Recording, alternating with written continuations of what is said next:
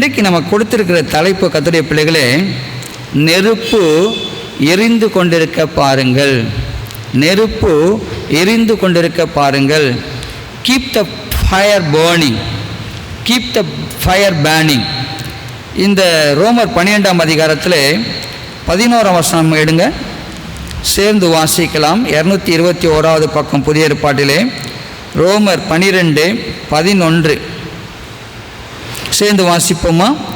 அசதியாயிராமல் ஜாக்கிரதையாயிருங்கள், ஆவியிலே அனலாயிருங்கள், கர்த்தருக்கு ஊழியம் செய்யுங்கள்.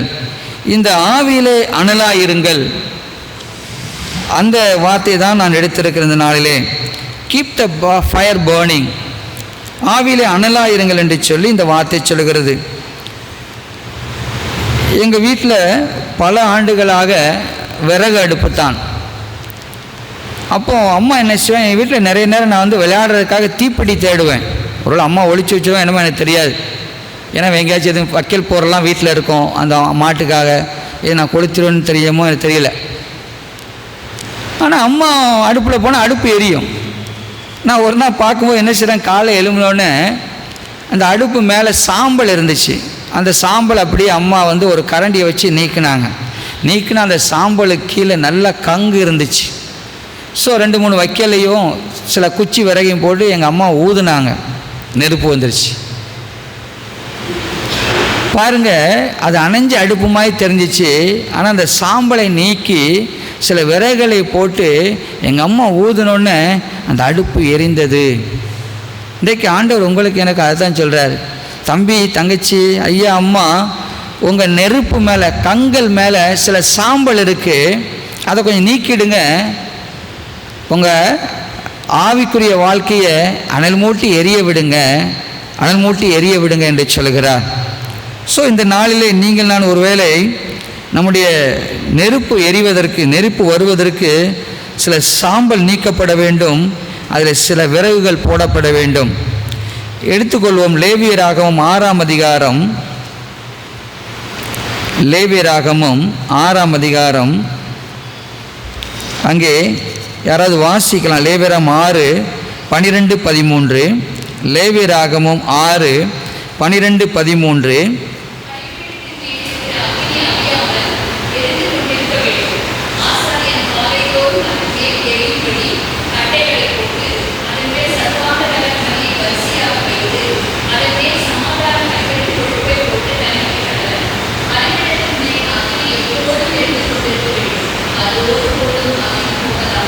ஆமேன். நன்றிம்மா. ஆண்டவர் கொடுத்த கட்டளை பாருங்க, சேர்ந்து வாசிக்கலாமா? அது 6:13 பாருங்களேன், சேர்ந்து வாசிப்போம்.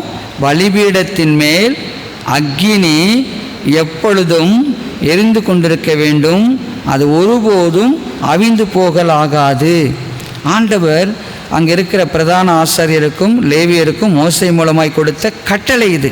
அந்த பலிபீடத்தினுடைய நெருப்பு எப்பொழுதும் எரிந்து கொண்டிருக்க வேண்டும். நீங்கள் சொல்லலாம், ஐயா அது பழைய ஏற்பாடு போதனே, புதிய ஏற்பாட்டுக்கு வாங்க அப்படின்னு சொல்லி பாருங்கள். புதிய ஏற்பாட்டிலையும் சொல்லுகிறாங்க பவுல் அப்போஸ்தலன் 1 கொரிந்தியர் 6:19 பாருங்கள். 1 கொரிந்தியர் 6:19, 231வது பக்கம் புதிய ஏற்பாட்டிலே 1 கொரிந்தியர் 6:19 பாருங்கள். வாசிங்க.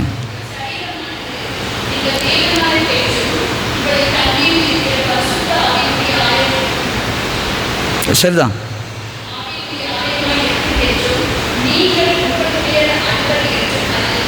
ஆமேன், தேங்க்யூ. இங்கே என்ன சொல்லுது? ஐயா, உங்கள் சரீரமானது நீங்கள் தேவனாலே பெற்றும் உங்கள் தங்கியும் இருக்கிற பசுத்த ஆவியினுடைய ஆலயமாக இருக்கிறது என்றும் நீங்கள் உங்களுடையவர்கள் அல்லவென்றும் அறியீர்களா? அடுத்து பவுலப்போஸ் என்ன சொல்கிறாரு? அப்போ வந்து அந்த ஆசிரியப்பு கூடாரம் இல்லாவிட்டால் ஆலயம், இன்றைக்கு எது ஆலயம்? உங்கள் சரீரம்தான் ஆலயம். எப்படி ஆலயத்தில் எல்லா இடத்துலையும் ஒரு பலிபீடம் இருக்கிற மாதிரி நம்முடைய சரீரத்தில் ஒரு பலிபீடம் இருக்குங்க. நிறைய பேர் இந்த ஹார்ட்னு சொல்லிட்டு இந்த ஃப்ளஷ்லி ஹார்ட்டை சொல்லலை, ஒரு இன்னர் மேன். இந்த சட்டை அந்த இன்னர் மேன் கிடையாது, வெளியில் இருக்கிற இந்த மாம்ச இன்னர் மேன் இல்லை, அந்த இன்னர் மேன் உள்ளே இருக்கிறார். அந்த இன்னர் மேன் தான் நம்முடைய பலிபீடமாக இருக்கிறது. அப்போ ஆவியானவர் எனக்குள்ளே தங்கியிருந்தால் அந்த பலிபீடத்திலே எப்பொழுதும் அக்கினி அவிழ்ந்து போகவே கூடாது என்று சொல்லி ஆண்டவர் சொல்கிறார். அங்கே பார்த்தீங்கன்னா 1 தெசலோனிக்கர் 5:17-19 அங்கே சொல்லுகிற 1 தெசலோனிக்கர் 5:17 மற்றும் 19 இடைவிடாமல் ஜெபம் பண்ணுங்கள், ஆவியை அவிழ்த்து போடாதிருங்கள் என்று சொல்லி, அந்த ஆவியை அணைஞ்சு போகாமல் காத்துக்கோங்க அப்படின்னு சொல்லுகிறார். அந்த பசுத்த ஆவியை, பசுத்த அக்னியை அவிய விடாமல் காத்து கொள்ளுங்கள் என்று சொல்லுகிறார். நிறைய பேர் நினைக்கிறோம், நம்ம பாவம் செய்யும்போது பசுத்த ஆவியாக என்னை விட்டு போயிடுறாரு, பாவம் செய்யாமல் இருக்கும் அவர் கூடயே தங்கியிருக்கிறான்னு சொல்லி. அப்படி கிடையாது. வேதம் சொல்லுகிறது பாருங்கள், எபேசியர் 4:30, நீங்கள் நான் பசுத்தாவியை நமக்குள்ளே வாசம் செய்கிறார், அவர் தான் அக்னியாக எழுந்து கொண்டிருக்கிறார், அந்த ஆவியாக நம்மளோடு கூட பேசுகிறார், வேத வசனத்துக்கு நம்ம நடத்துகிறார், நம்முடைய இருதயத்தை அனல் மூட்டி எழுப்பி விடுகிறார். அந்த ஆவியாக நமக்குள்ளே இருக்கிறார். நம்ம பாவம் செய்ய அவர் விட்டடிச்சுட்டு போகலை, அவர் கூடவே இருக்க. என்ன ஆகுது பாருங்கள், எபேசியர் 4:30, அன்றியும் நீங்கள் மீட்கப்படும் நாளுக்கென்று முத்திரையாக பெற்ற தேவனுடைய பசுத்த ஆவியை துக்கப்படுத்தாதிருங்கள். அப்போ என்ன அர்த்தம்? ஆவியா நமக்குள்ளே தங்கி இருக்கிறாரு, நம்ம பாவம் செய்யும்போது அவர் துக்கப்படுகிறார். ஒரு தகப்பன் தாய் பிள்ளை தப்பு பண்ணும்போது துக்கப்படுற மாதிரி அவர் துக்கப்படுகிறார். நீ என் பிள்ளைன்னு தூக்கி வீசலை நம்முடைய பிள்ளையை. நம்ம துக்கப்படுவது போல் ஆவியான துக்கப்படுகிறார். கர்த்தருடைய பிள்ளைகளே, கீப் யுவர் ஃபயர் பர்னிங். ஆண்டவர் இந்த நாளில் சொல்வது, உங்களுடைய ஆவிக்குரிய வாழ்க்கை எப்பொழுதும் எரிந்து கொண்டு இருக்கட்டும் என்று சொல்லி. நெருப்பு எப்பொழுதும் பார்த்தீங்கன்னா இட்ஸ் எ பியூரிஃபையிங் ஏஜென்ட். நெருப்பு சுத்திகரிக்கிற ஒரு ஆயுதம். தங்கத்தை வெள்ளியெல்லாம் அதில் இருக்கிற அழுக்கெல்லாம் போகணும்னா அதை நெருப்பில் போட்டு என்ன செய்கிறாங்க, அதை சுத்திகரிக்கிறாங்க. அதே போல் பசுத்த ஆவியானவரும் நம்மை சுத்திகரிக்கிற ஒரு ஏஜென்ட்டாக இருக்கிறார். அங்கே ஏசாயா 6:7 பாருங்கள். ஏசாயா சில வசனங்கள் தான் எப்பொழுதும் நான் சொல்லுவேன், நிறைய. ஏசாயா எடுங்க, 6 யாராவது வாசிக்கலாம். 6:7, ஏசாயா 6:7.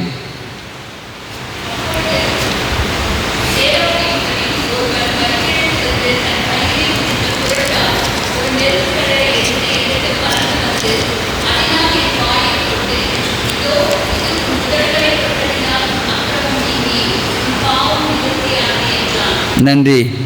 இங்கே அதனால் உன் வாயை தொட்டு, இதோ இது உன் உதடை தொட்டதினால், எது? நெருப்பு தழல், உன் அக்கிரமம் நீங்கி உன் பாவம் நிவர்த்தியானது என்றான். இது ஏசாயா தீர்க்கதரிசி கண்ட ஒரு தரிசனம். அவர் அக்னி தழல் அந்த கொண்டு வந்து அவர் உதடை தொட்டவுடன் அவர் சுத்திகரிக்கப்பட்டார் என்று வேதம் சொல்லுகிறது. எனவே நெருப்பு என்பது கர்த்தருடைய பிள்ளைகளை முதலாவது நம்மை சுத்திகரிக்கிறதாக இருக்கிறது. அடுத்து இந்த நெருப்பு பார்த்திங்கன்னா நம்மை பாதுகாக்கிறதாகவும் இருக்கிறது. சில நேரம் இந்த என்சிசியில் இருந்திருப்பீங்கல்ல, என்சிசி ஸ்கூல்லலாம் நீங்கள் பார்த்துருப்பீங்க. சில நேரம் மிலிட்ரி மக்கள்லாம் கேம்ப் போவாங்க, இல்லை சில நேரம் எங்கேயாச்சும் ட்ரெக்கிங் போனால் அது காட்டில் தங்கியிருப்பாங்க. அப்போ என்ன பண்ணுவாங்கன்னா, அங்கே இருக்கிற வனவிலங்குகள், பாம்பு, தேள் இருந்து தன்னை பாதுகாக்க நெருப்பு மூட்டுவாங்க. அந்த நெருப்பு அந்த வனவிலங்குகள் அவங்களை தாக்காதபடி அதை பாதுகாக்கிறது, அவர்களை பாதுகாக்கிறது. ஒரு உலக நெருப்பு இவ்விதமாய் பாதுகாத்தால் பசுத்த ஆவி என்கிற அக்னி, அது நெருப்பு நமக்குள்ளே இருக்கும் பொழுது உலக பாவத்திலிருந்து நம்மை விலக்கி பாதுகாக்கும். என் அன்பு தெய்வ பிள்ளைகளே, அடுத்து அப்போஸ்தலர் 2 நீங்கள் பார்த்தீங்கன்னா நமக்கு எல்லாம் தெரிந்தது தான். இந்த பலிபீடத்தின் அந்த அக்கினி பெந்தேகோஸ்தே நாளிலே அந்த 120 பேருடைய முழு சரீரத்தை நிரப்பிற்று. எல்லாருடைய தலைமையிலும் பிரிந்திருக்கிற நாவுகள் போன்ற அக்கினி அவர்கள் ஒவ்வொருடைய தலைமையிலும் இருந்துச்சு. ஒருவேளை 120 தலைமையிலையும் 120 தலைமையில உட்கார்ந்துருந்துச்சு. பலத்த காற்று அடித்ததுன்னு போட்டிருக்கு. அந்த பலத்த காற்று தூசி தட்டுற மாதிரி அங்கே இருக்கிற எல்லா அழுக்களை நீக்கி பசுத்த ஆவியானவர் முழு சரீரத்தையுமே அந்த பெந்தேகோஸ்தே நாளிலே அபிஷேகித்தார்.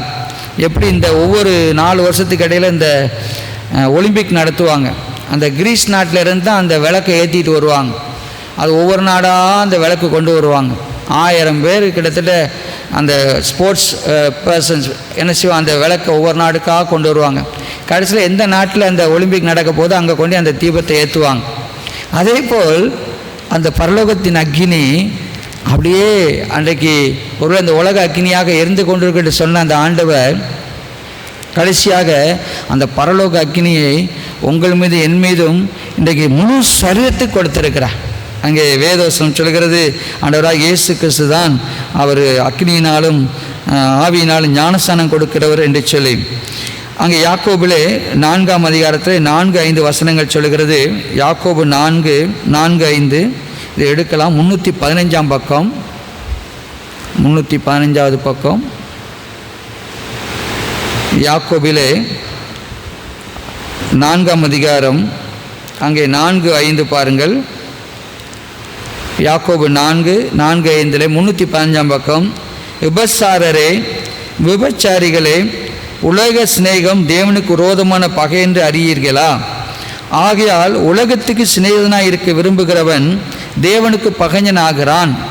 நம்மில் வாசமாக இருக்கிற ஆவியானவர் நம்மிடத்தில் வைராக்கிய வாஞ்சியாக இருக்கிறார் என்று வேதவாக்கி வீணாய் சொல்லுகிறது என்று நினைக்கிறீர்களா?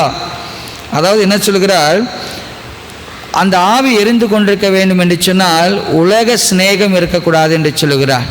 அப்படி உலோக சிநேகம் இருந்துச்சுன்னா ஆண்டவர் உங்கள் மேலே வாஞ்ச வைராக்கியமாக இருக்கிறாரே, அதனால் உலோக சிநேகமாக இருக்கும் பொழுது நீங்கள் தேவனுக்கு பிரியமாக இருப்பது கூடாத காரியம் என்று சொல்கிறார்.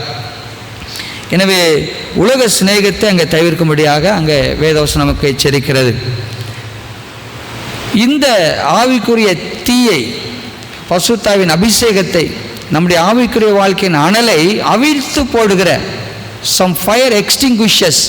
எப்படி எல்லா கம்பெனியில் அந்த ஃபயர் எக்ஸ்டிங்விஷர்ஸ் இருக்கும், நமக்கு கூட பார்த்திங்கன்னா சபையில் சட்டத்திட்டங்கள் உண்டு. ஃபயர் எக்ஸ்டிங்விஷர்ஸ் வைக்கணும்னு சொல்லி ஸ்கூல்ஸில் வச்சுருப்பாங்க, காலேஜில் வச்சுருப்பாங்க, நெருப்பை அணைக்கும் கருவி. சரியா? நம்முடைய ஆவிக்குரிய வாழ்க்கையிலையும் சில ஃபயர் எக்ஸ்டிங்விஷர்ஸ் இருக்குது. அதில் முதல்ல என்னன்னு பார்த்திங்கன்னா மன்னியாமை, அன்ஃபர்கிவ்னஸ், பிறரை மன்னிக்காத தன்மை. அதாவது அதன் வழியாக கடந்து போனவங்களுக்கு தான் அது தெரியும். ஒருவேளை சொந்தக்காரன் ஏமாற்றி சொத்தெல்லாம் எழுதி வாங்கியிருப்பான், இல்லை நம்மளை நிறைய பாடியிருப்பான், இல்லை பெரிய துரோகம் பண்ணியிருப்பாங்க. அவங்கள மன்னிக்குங்கிறது எளிதான காரியம் அல்ல. ஆனால் அவர் மன்னிக்காவிட்டால் நமக்கு ஒன்றும் இல்லை, பட் த பரலோக relationship may be cut off. ஆண்டவரோடு இல்லை அந்த உறவு தொடர்பு இல்லாமல் போயிடும். எனவே இந்த ஃபயர் எக்ஸ்டிங்விஷர்ஸில் முதல்ல வர்ற காரியம் என்னென்னா பிறரை மன்னியாமை. சில பேர் கணவனை கூட மன்னிக்க முடியாது, சில மனைவியை மன்னிக்க மாட்டாங்க. சில கிராமங்களில் போய் காரியங்களை பேசும்போது சும்மா இருங்கய்யா, அவர் எவ்வளோ படுத்துனார் தெரியுமா என்னையம்பாங்க. ஆனால் ஆண்டவர் சொல்கிற நம்முடைய நெருப்பு அமையாமல் இருக்க முதல் காரியம் நாம் எல்லாரையும் மன்னிக்கும்படியாக செய்யண்டு சொன்னால் நாம் மன்னிப்பை பெற்றிருக்கிறோம். ரெண்டாவது பார்த்திங்கன்னா ரெபெலியஸ் ஹார்ட், அதாவது கலகக்கார இருதயம், கலக இருதயம், ரெபெலியஸ் ஹார்ட். எப்போ பாரு இந்த கலகம் மூட்டிக்கிட்டே இருப்பாங்க. எதையாவது ஒரு குறையை சொல்லி, எதையாவது ஒரு இடத்துல பீஸ்ஃபுல்லாகவே காரியங்களை நடக்க விட மாட்டார்கள் சில பேர். கலகக்கார இருதயம், ரெபெலியஸ் ஹார்ட். இஸ்ரவேல் ஜனங்கள் அப்படிப்பட்ட ஜனங்களாக இருந்தாங்க. சின்ன சின்ன காரியத்தெல்லாம் மோஸ்டியோடு கூட சண்டைக்கு போனாங்க. ஸோ ஃபயர் எக்ஸ்டிங்விஷர்ஸ் ரெண்டாவது என்னன்னு சொன்னால் கலக இருதயம், ரெபெலியஸ் ஹார்ட், தேவனை எதிர்க்கிறதான ஒரு இருதயம். அடுத்து தேவ வசனத்தை கீழ்ப்படியாமை. சில நேரம் வேத வசனத்தை நம்ம அந்த வசனம் நம்மோடு நல்லா பேசும், ஆனால் அது நம்ம கீழ்ப்படியாமல் போகிறோம். அப்பொழுது நம்முடைய ஆவிக்குரிய அந்த தீபம் அங்கே சாம்பல் உண்டாகிறது, சாம்பல் தட்டி விடுகிறது. அடுத்து வேண்டாத சம்பாஷணை, துர் ஆலோசனை பிணைக்கு இருதயம் என்று வேதம் போட்டிருக்கிறது. சங்கீதம் 1 நமக்கு தெரியும். சில பேரோடு நீங்கள் நான் பேசும் பொழுது அப்படியே நம்ம ஆவிக்குரிய அக்கினி அணைந்து போவதை காண முடியும். இந்த காசிப் தமிழில் என்ன சொல்லலாம், புறங்கூறுதல், புரணி பேசுதல். ஒருத்தர் ஃபோன் எடுத்தாச்சுன்னா ஐயா அவங்க அப்படிங்க, ஐயா அம்மா இவங்க இப்படிங்கம்மா, அந்த சார் இப்படிங்கம்மா என்று சொல்லி அந்த புரணி பேசி நம்மள்கிட்ட இருக்கிற ஆவிக்குரிய அக்னியை அவிச்சு போட்டுருவோம். அதுக்காக ஐயோ ஸ்பிரிச்சுவல் ஆவிக்குரிய வாழ்க்கை செத்து போன மாதிரி உணர்வோம். அப்படிப்பட்டவங்களோடு தூரம் இருப்பது நல்லது. They are fire extinguishers. அவங்க உங்களுக்கு உள்ளே இருக்கிற ஆவிக்குரிய வாழ்க்கையை அணைத்து போடுவார்கள். கர்த்தருடைய பிள்ளைகளே, அதே போல் 1 கொரிந்தியர் 15:31 சொல்கிறது, பெரிய தேவனுடைய ஊழியக்காரன் ஆசியா மற்ற இடங்களில் சத்தியத்தை சொன்னார் பவுல போஸ்தலன். அவர் என்ன தெரியுமா சொல்கிறார்? 1 கொரிந்தியர் 15:31 நான் அனுதினமும் சாகிறேன் அப்படிங்கிறார். ஐ டை டெய்லி. அப்போ ஆவிக்குரிய வாழ்க்கையில் எவ்வளோ போராட்டம் பாருங்கள். நான் அந்த செய்தியை நான் படிக்கும் பொழுது, தியானிக்கும் பொழுது என்னை நான் சீர்தூக்கி பார்க்கிறேன். எனக்குள்ளே இருக்கிற அந்த வீக்னஸ், எனக்குள்ளே இருக்கிற என்ன பலவீனம் என்னுடைய ஆவியை அவிழ்த்து போட்டிருக்கு என்று நான் யோசித்து பார்த்தேன். அதே போல் நீங்கள் இந்த நாளை சிந்தித்து பாருங்கள். உங்களுடைய ஆவி அனலாக இருக்க, பசுத்தாவியானவர் அனலாக இருக்கிறவருக்கு எது தடையாக இருக்கிறதோ அதை நீங்கள் நானும் சிந்தித்து நீக்கும் பொழுது இந்த நாளிலே நீங்கள் நானும் நம்முடைய ஆவிக்குரிய வாழ்க்கை அனல் மூட்டி எழுப்பி விடுகிறதாக இருக்கும். கர்த்தருடைய பிள்ளைகளே, இந்த பசுத்த ஆவியானவர் தான் இந்த அக்னியை தொடங்கி வைத்தார். அங்கே மத்தேயு 3:11 யோவான் ஸ்நானகன் சொல்கிறார், அவர் பசுத்த ஆவியினாலும் அக்னியினாலும் உங்களுக்கு ஞானஸ்நானம் கொடுப்பார். இந்த பசுத்தாவின் அபிஷேகத்தை, அக்னி அபிஷேகத்தை கொடுக்கிறவர் ஆண்டவராகிய இயேசு கிறிஸ்து. தானாக நமக்குள்ளே ஃபயர் வந்துடாது, தானாக ஒரு நாளும் என்ன செய்யாது, நெருப்பு வந்துடாது. இந்த அக்னியை, இந்த பசுத்தாவின் அக்னியை ரட்சிக்கப்பட்ட அந்த நாளிலே நீங்கள் நானும் பெற்றிருக்கிறோம். அவர் நமக்குள்ளே தங்கி இருந்து நம்மை நடத்துகிற தீபமாக, அவர் பாதைக்கு வெளிச்சமாக இருக்கிறார். கர்த்தருடைய பிள்ளைகளே, இந்த ஆண்டவர் கொடுத்த நெருப்பு ஒருபோதும் தானாய் அணைந்து போகாது. நீங்கள் விறகு போடாமல் இருந்தால் அது அணைந்து போகும். எப்படி லேவியராமத்தில் அந்த நெருப்பு அணைந்து போகாமல் இருக்க தினமும் அதில் விறகு போடுவாங்க. காலையில் எழும்புனோன்னு பார்த்தீங்கன்னா அந்த ஆசாரி அந்த உடையை தரித்து கொண்டு அந்த சாம்பலெல்லாம் எடுத்துக்கொண்டு ஊருக்கு வெளியில் போட்டுட்டு திரும்ப அந்த உடையை கலத்தி வச்சுட்டு அவன் குளிச்சுட்டு மறுபடியும் வேறு உடையை போட்டுக்கொண்டு விறகு போட்டு மறுபடியும் அந்த அக்னியை எழுப்பி விடுவான். அதே போல் ஒவ்வொரு நாளும் நீங்கள் நான் சுத்திகரிக்கப்படும் பொழுது கர்த்தருடைய பிள்ளைகளே, அந்த ஆவிக்குரிய அக்னி நமக்குள் எரிந்து கொண்டே இருக்கும்.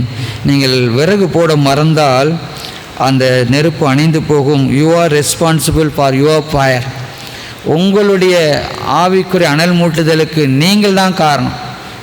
சில நேரங்களில் சில குடும்பங்களில் கேட்பேன், ஏன் ஐயா சர்ச்சை காணோம், ஐயா என் மனைவி பிரச்சனை, என் கனவு பிரச்சனைன்னு சொல்லுவாங்க. நிறைய பேர் தங்களுடைய பலவீனத்திற்கு பிறரை பலியாக்கி கொண்டு தங்களை அப்படியே அந்த கேடகமாய் பயன்படுத்தி கொள்வார்கள். இல்லவே இல்லை. You are responsible for your fire. உங்களுடைய அக்னிக்கு, உங்களுடைய ஆவிக்குரிய வாழ்க்கையின் வளர்ச்சிக்கு நீங்கள் மட்டுமே காரணம். மனைவி எப்படி இருக்கட்டும், கணவன் எப்படி இருக்கட்டும், பிள்ளைகள் எப்படி இருக்கட்டும், நீங்கள் அனலாக இருந்தால் அவர்களை அனலாக்க முடியும். கர்த்தருடைய பிள்ளைகள், நெருப்புக்கிட்ட போன எதுவுமே சுத்தம் இல்லாமல் வெளியே வர முடியாது. நெருப்புக்கிட்ட போன எதுவுமே எரியாமல் இருக்க முடியாது. எனவே உங்களுடைய என்னுடைய ஆவிக்குரிய வாழ்க்கையிலே ஆண்டவர் இன்றைக்கு அனல் மூட்டி எழுப்பி விடும்படியாக சொல்கிறார். நான் ஒரே ஒரு உதாரணத்தை சொல்லி நான் முடிக்கப் போகிறேன். ஒருவர் ஆவிக்குரிய வாழ்க்கையில் மிகவும் அனலாக இருந்தார், விழுந்து போனார். மறுபடியும் ஆண்டவர் அனல் மூட்டி அவரை எழுப்பி விட்டார். உங்களுக்கு தெரியும் நினைக்கிறேன், பேதுரு இல்லை, எல்லாத்துக்கும் முந்திரி கொட்டையாக போவார். ஆண்டவருக்கு அடுத்தபடி அவர் தான் தண்ணி மீது நடந்தவர். ஆனால் ஒரு சீசன் அவர் விழுந்து போனார். அவர் மறுதளிக்கவும் செய்தார். ஏன் அவ்விதமாக அவருடைய வாழ்க்கையில் அந்த விழுந்து போகுதல் வந்துச்சு? வேதத்தில் பார்த்தீங்கன்னா வாசிங்க, மத்தேயு 26:33. யாராவது வாசிங்க, முதல் வரியை மட்டும், அதான் முழு வசனத்தையும் வாசிங்க. மத்தேயு 26:33.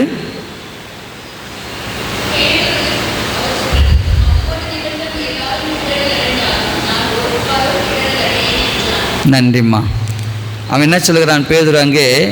ஆண்டவர் சொல்லுவார், அப்பா நீ என்னை மறுதளிப்பேன் என்று சொல்லுகிறார். ஆண்டவரே அதெல்லாம் என்கிட்ட பேசாதீங்க. அவங்கெல்லாம் ஒருவேளை அப்படி இருப்பாங்க, மற்ற சிஸ்டரில் சொல்கிறாரு. ஆனால் நான் விழவே மாட்டேன் என்று சொல்லி பாருங்கள். நான் ஒரு காலம் இடரலடையேன் என்று சொல்லி அந்த பேதுரு அது வரைக்கும் தன்னை சார்ந்தவராக இருக்கிறார். தன்னுடைய சிந்தனைகளை, தன்னுடைய பலத்தை சார்ந்தவராக அங்கே பேதுரு இருக்கிறார். நீதிமொழிகள் உங்களுக்கு தெரியும் 3ஆம் அதிகாரத்திலே அங்கே 5, 6, 7 சொல்லுகிறது, உன் சுய புத்தியின் மேல் சாயாமல் உன் முழு இதயத்தோடும் கர்த்தரில் நம்பிக்கையாயிருந்து உன் வழிகளெல்லாம் அவரை நினைத்துக்கொள், அப்பொழுது அவர் உன் பாதைகளை சேவைப்படுத்துவார். நீ உன்னை ஞானி என்று எண்ணாதே, கர்த்தருக்கு பயந்து தீமையை விட்டு விலகு. இந்த பேதுருடைய வீழ்ச்சிக்கு முதல் காரணமாய் நான் பார்க்கிறேன், தன் சுய பலத்தின் மீது அவர் சார்ந்து கொண்டது. அங்கே வேதம் சொல்லுகிறது, நீங்கள் நானும் வெளிச்சம் கொடுக்கணும், ஆனால் ஆண்டவரிடத்திலிருந்து பெற்ற வெளிச்சத்தை கொடுக்கணும். God alone the source, we are resource. உதாரணத்துக்கு நிலாக்கிட்ட வெளிச்சம் இல்லை, சூரியனுடைய வெளிச்சத்தை ரிஃப்ளெக்ட் பண்ணுகிறது. அதே போல் என்னுடைய சுய பலத்தாலே நான் நிற்க முடியாது. I depend on God. ஏசப்பா மேலே நான் சார்ந்திருக்கிறேன். அவர் தான் சோர்ஸ். அதனால் என்னால் முடியும், நான் செய்துவிடும் என்று சொல்வதற்கு இடமே இல்லை. இங்கே பேதுரு சொல்லுகிறார், நான் உம்மை மதலிக்க மாட்டேன் என்று சொல்லி அவர் சொல்லுகிறார். கர்த்தருடைய பிள்ளைகளே, ஆண்டவர் சொல்ல, நான் செடி, நீங்கள் கொடிகள். அந்த டிபெண்டன்சி எப்பொழுதும் ஆண்டவர் அங்கே சொல்ல விரும்புகிறார். என்னில் நிலைத்திருங்க, கனி கொடுப்பீங்க. அப்போது நீங்கள் நானும் ஒரு பொழுதும் மறக்கக்கூடாது. நான் ஒரு நிறைய பேர், நிறைய அறிஞர் இன்றைக்கு இருக்கிறீங்க, நிறைய அனுபவம், ஒருவேளை உங்களுக்கு நிறைய உலக ஞானம் இருக்கிறது, நிறைய கஷ்டத்தினுடைய கடந்து வந்திருக்கீங்க, உங்களுக்கு நல்ல வயதும் ஆயிற்று. அது என்ன காரியம் இருந்தாலும் நம்முடைய மரண நாள் வரை நாம் கர்த்தரை சார்ந்திருக்கிறோம். உங்கள் வீட்டில் ஒருவேளை 100 வருஷம் பழமையான ஒரு மரம், அந்த கிளையை வெட்டி நீங்கள் நட்டி வச்சிங்கன்னா செத்து போகும். அது எத்தனை வருஷமாக இருந்தால் அது கிளை தான், அது ஒரு நாளும் மரமாக முடியாது. அதே போல் இங்கே பேதுரு பார்த்தீங்கன்னா, நான் விழமாட்டேன் என்று சொன்னான், அவன் விழுந்து போனான். எனவே சுய பலத்தை சாராதிருக்க ஆண்டவர் இந்த நாளிலே நம்மை அழைக்கிறார். Stay closer to fire in order to get fire. Jesus is அவர் சோர்ஸ். நீங்கள் நானும் ஆண்டவரோடு நெருங்கி இருப்போம். அவருடைய வெளிச்சம், அவருடைய நெருப்பு அனல் நமக்குள்ளதாக பற்றி எரியும். அடுத்து பாருங்கள், இந்த பேதுரு விழுந்து போக காரணம் 58வது வசனம். அதே மற்ற 26, 58. நன்றி நன்றி, போதுமா? தூரத்திலே அவருக்கு பின் சென்று. Peter was following Jesus at distance. அவன் தூரமாய் பின்பற்றி சென்றான் என்று போட்டிருக்கு. நிறைய பேர் இன்றைக்கு பார்த்தீங்கன்னா ஆண்டவரை தூரத்திலே பின்பற்றுகளாக இருக்கிறாங்க. நான் என்ன தியாகம் பண்ண மாட்டேன், நான் ஏசப்பா சர்ச்சுக்கு நான் போய்க்குவேன், இந்த பாவ வழிகளை விட மாட்டேன், ஆனால் ஏசப்பா எனக்கு வேணும் அப்படி நீங்கள் நான் நினச்சேன்னா ஆண்டவரை தூரத்தில் பின்பற்றுகிறோம் என்ற அர்த்தம். உங்களுக்கு ஆண்டவர் கடையில் நிறைய இடைவெளி. பேதுரு அன்ற இயேசு கிறிஸ்துவை அரெஸ்ட் பண்ண அந்த நாளிலே தூரத்திலிருந்து அவரை பின்பற்றி செல்கிறான். அவரோடு நிற்க வேண்டிய அவன் அந்த ஏசப்பாவை தூரத்தில் பின் சென்றான். இந்த தூரத்தில் பின் செல்கிறார் யார்? உலகத்துக்கும் ஆண்டவருக்கும் இடப்பட்ட கடந்து தவிக்கிற மக்கள். கர்த்தருடைய பிள்ளைகளே, நீங்கள் நானும் நெருப்பாகி இயேசு விட்டு தூரம் போனால் அணைந்து போவோம். இங்கே அவன் தூரத்தில் பின்பற்றதுனாலே அவன் நெருப்பு அணைந்து போனது. அடுத்து என்ன நடந்துச்சு பாருங்க. யோவான் 18:18 சொல்கிறது. யாராச்சும் வாசிங்க. யோவான் 18:18. யோவான் 18:18. குளிர்காலமானபடியினால்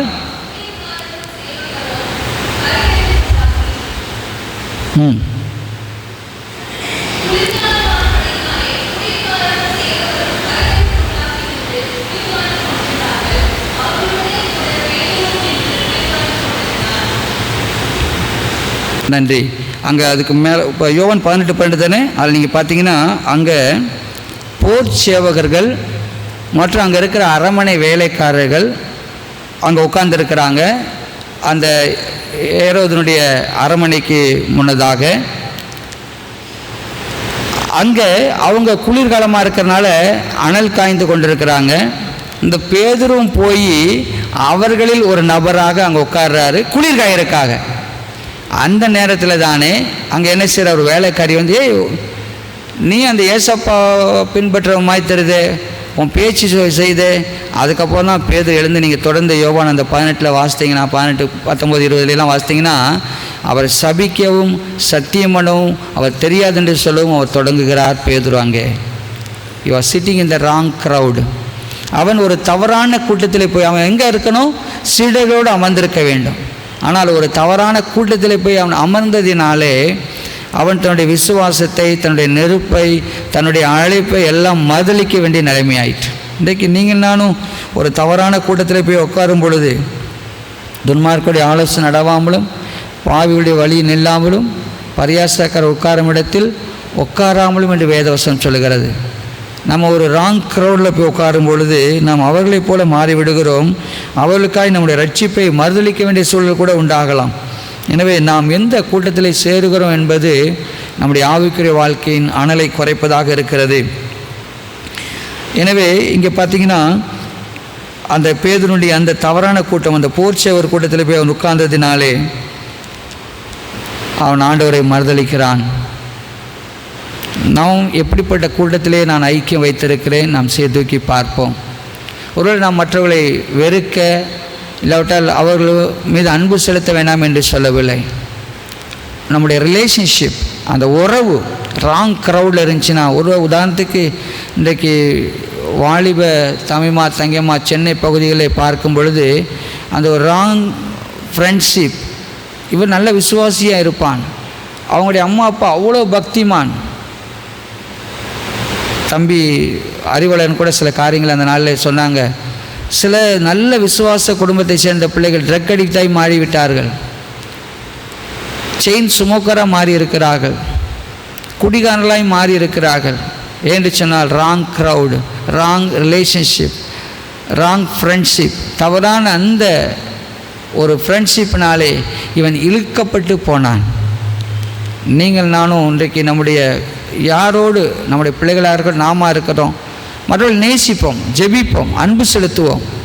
ஆனால் அவர்களோடு கூட உடந்தையாகாதபடி நாம் காத்து கொள்ளும் பொழுது நம்முடைய ஆவிக்குரிய அக்கினி அணையாதிருக்கும். கர்த்தருடைய பிள்ளைகளே, கடைசியாக பார்த்தீங்கன்னா யோவான் 21 அங்கே 3ஆம் வசனம் 5ஆம் வசனத்தை நீங்கள் பார்த்தீங்கன்னா, யோவான் 21:3 அங்கே பேதுரு சொல்கிறார், ஆண்டவர் மரித்து விட்டார், அவர் அடக்கம் பண்ணி ஆயிற்று, இப்போ சாப்பிடணும், ஒன்றும் இல்லை, வழி இல்லை.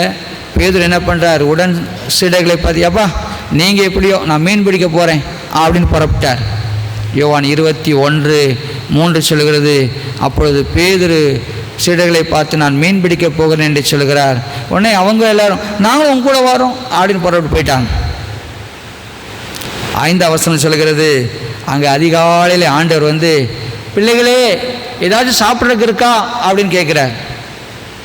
அங்கே பேதுரு சொல்கிறாரு, ஒன்றும் இல்லை, எம்டி, நத்திங்.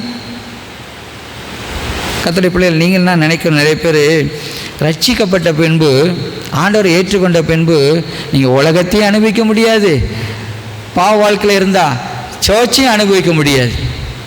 பார்த்திங்கன்னா இந்த பேதுரு ஆண்டவர் மீன்களை பிடிக்க அழைச்சிட்டாரு. கிட்டத்தட்ட 3 ஆண்டுகள் ஆச்சு. அந்த மீன், போட்டு, வலையெல்லாம் மறந்து இப்போ மறுபடியும் எடுத்துகிட்டு போகிறாரு. அந்த தொழில் மறந்து போச்சா தெரியல, பின்வாங்கி போன அவருடைய வாழ்க்கையில் அவருடைய உழைப்பு வெறுமையாயிற்று. ரட்சிக்கப்பட்ட தேவ பிள்ளை பின்வாங்கும்போது உங்களுடைய உழைப்பு வெறுமையாகும். நீங்கள் ஒன்றையும் சம்பாதித்து கொள்ள முடியாது. ரட்சிப்பிலை பின்வாங்காது இருப்போம். இங்கே பேதுரு போய் இரவெல்லாம் வலை போடுறாரு, ஒன்றும் அகப்படவில்லை. ஆண்டவர் கேட்குறார், அங்கே கேட்குறார், அப்பா ஏதாச்சும் சாப்பிட இருக்குதா? ஒன்றுமில்லை என்று சொல்லி அவர்களை மனிதரை பிடிக்க அழைத்தார். ஆனால் அவர்களோ மீண்டும் மீனை பிடிக்க போனதினாலே வெறுமையாக்கப்பட்டார்கள். உண்மையாக நீங்கள் ஆண்டவர் இயேசுனுடைய பிள்ளையாய் மாறியிருப்பீர்கள் என்று சொன்னார். நீங்கள் பின்வாங்கி போனால் உலகத்தை உங்களால் என்ஜாய் பண்ண முடியாது. நான் வேதாகம கல்லூரியிலே 1ஆம் ஆண்டு படிக்கும் பொழுது என்னுடைய சில சக நண்பர்கள் அங்கே வேலை பார்த்தாங்க. அப்போ என்ன செய்தால், சனி ஞாயிறுகளே எங்களுக்கு விடுமுறை. ஞாயிற்றுக்கிழமை ஆக்சுவலாக அவுட்ரீச் எங்கேயாச்சும் ஊழியத்துக்கு போகணும். வெள்ளிக்கிழமை உபவாசத்தில் காத்திருப்போம், சனிக்கிழமை சில நேரம் காத்திருப்போம், ஞாயிற்றுக்கிழமை ஊழியத்துக்கு போவோம். அன்றைக்கு வெள்ளிக்கிழமை ஏதோ முக்கியமான ஒரு பர்ச்சேசிங் காரியத்தினால என்னை கூட்டி சென்றார். நானும் கூட போனேன். அப்போது 89வது ஆண்டு என்று நினைக்கிறேன், 86 இருக்கலாம், 86, 87, 1987, 86களில். அப்போது அவர்கள் படம் பார்க்க முடியாது போனாங்க.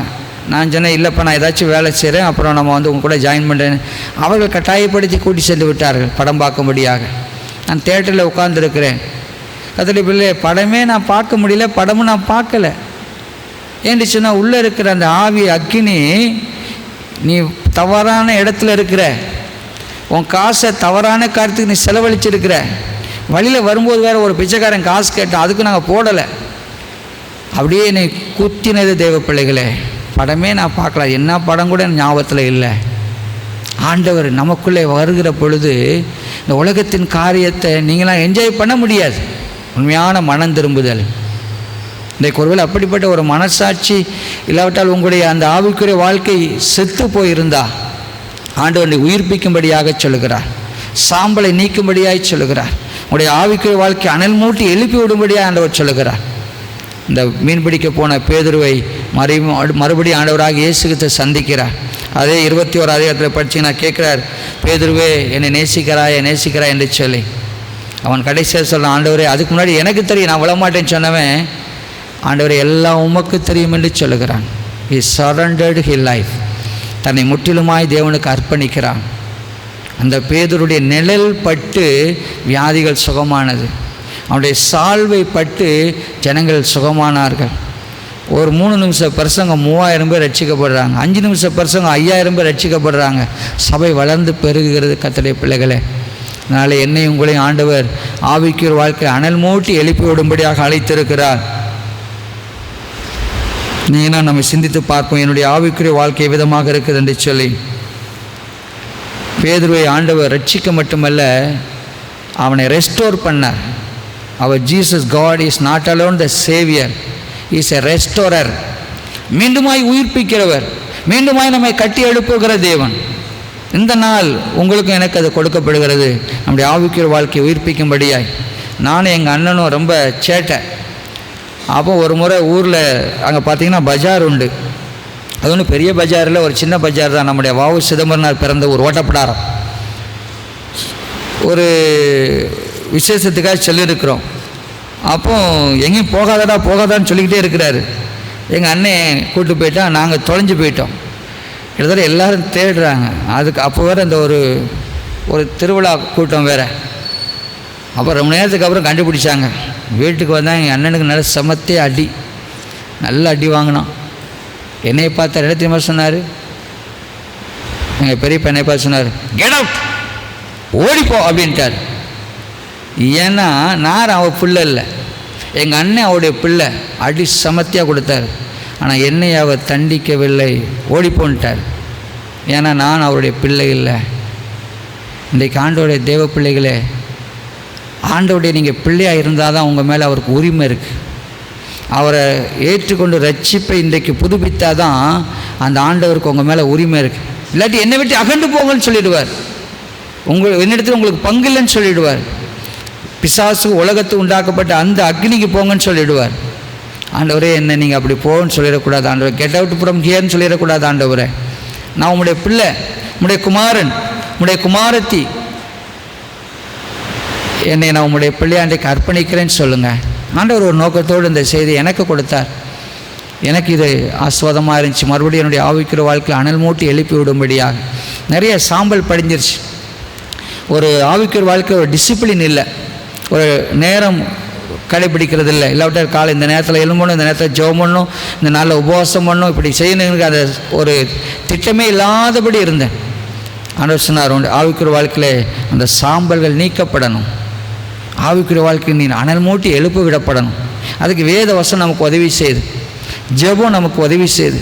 ஆண்டவர் துதித்து பாடுகிற காரியம், ஆண்டவர் துதித்து பாடுங்க குடும்பமாக.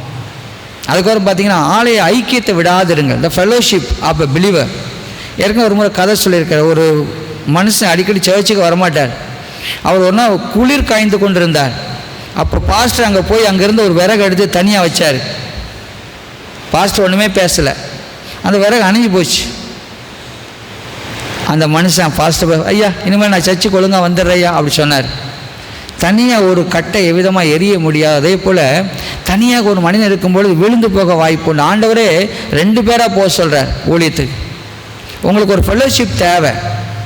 ஒருவேளை இங்கே ஆலய ஐக்கியம் என்பது இது தேவனுடைய மனையாட்டிகள், தேவனுடைய நம்மளாம் பிரைடு, ஆண்டவருடைய மனவாட்டிகள். இந்த ஐக்கியத்தை நான் விடக்கூடாது. ஆவிக்குரிய வாழ்க்கையில் ஒரு தாங்கணும். இதுதான் நாம் இருக்க வேண்டிய ஒரு க்ரௌடு. இங்கே என்ன நடக்கட்டும், எப்படி பிரச்சனைகள் இருக்கட்டும், ஒரு சில நேரத்தில் ஒரு சிலர் நமக்கு பிடிக்க இருக்கட்டும், ஆனால் I am belongs to hear, it is my family, இது என்னுடைய குடும்பம் என்று நீங்கள் நான் இருக்கணும். கர்த்தருடைய பிள்ளைகளே, மறந்து போகாதிருங்கள். ஆண்டவர் நம்மளை பார்த்து கெட் அவுட் என்று சொல்லிவிடக்கூடாது. நான் குமாரன், நான் குமாரத்தி. ஒரு நடந்த சம்பவம் வாசித்தேன். நீங்கள் அந்தமான் போன்ற இடங்களில் அந்த இதை பார்த்திங்கன்னா உங்களுக்கு தெரியும்.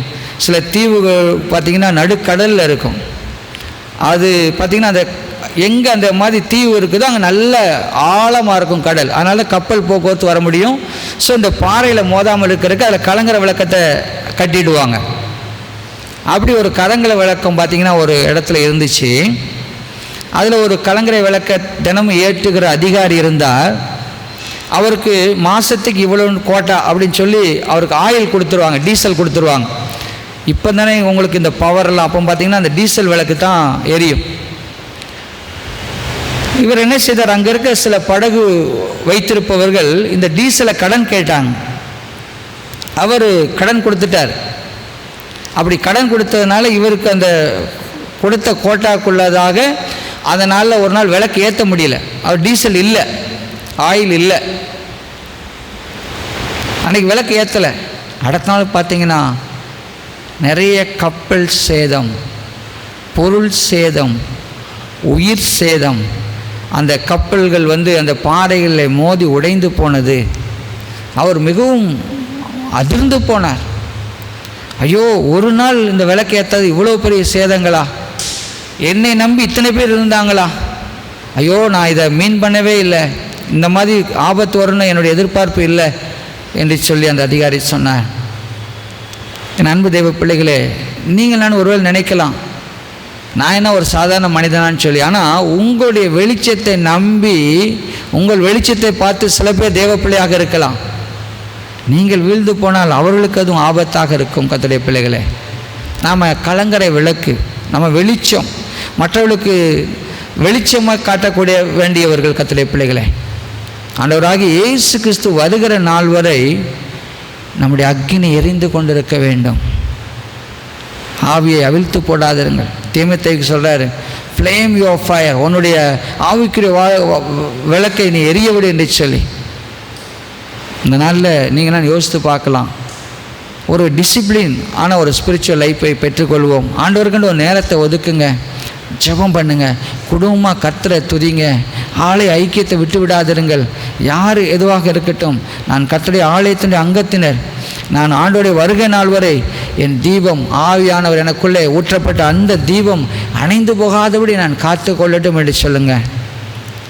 முதல்ல செக் பண்ணுங்கள், நீங்களுடைய குமாரன் குமாரத்தியா என்று சொல்லி. கண்களை மூடி ஜெபிப்போமா? நம்முடைய பந்திக்கு நம்மை ஆயத்தமாவோம், நம்மை சீர்தூக்கி பார்ப்போம். அனலுமின்றி குளிருமின்றி இருந்த லவோதிக்கேயா திருச்சபை பார்த்து சொல்கிறார், நான் வாந்தி பண்ணி போடுவேன் என்று சொல்லி. அனலுமின்றி குளிருமின்றி அல்ல, ஆவிக்குள்ளதாய் இன்றைக்கு உயிர்ப்பிக்கப்படும்படியாய் தேவன் உங்களை அழைக்கிறார், என்னை அழைக்கிறார். அன்பு தகப்பனே, உம்மை துதிக்கிறோம், நன்றி செலுத்துகிறோம்.